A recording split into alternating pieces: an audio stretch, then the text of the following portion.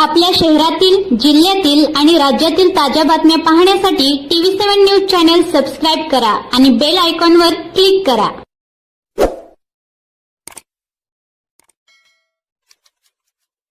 Sangola police station गुन्हा register number 1020/2025 BNS कलम 334, 331, 305 प्रमाणे दिनांक 23/12/25 रोजी आपल्याकडे गुन्हा दाखल होता.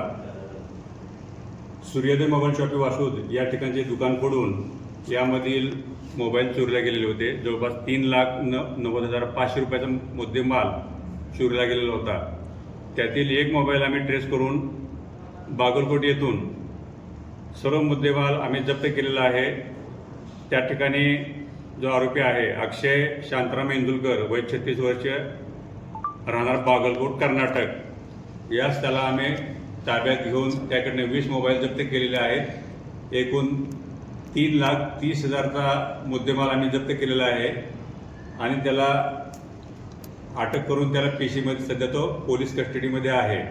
ही कामगिरी पोलीस अधीक्षक अतुल कुलकर्णी साहेब, अपर पोलीस अधीक्षक यावलकर साहेब, DYSP शिवपूजे साहेब यांच्या मार्गदर्शनाखाली सांगोला पोलीस स्टेशन येथील पोलीस हवालदार वजाळे, police constable Shahjahan Shaikh, police हवालदार भोसले यांनी ही कामगिरी केलेली आहे.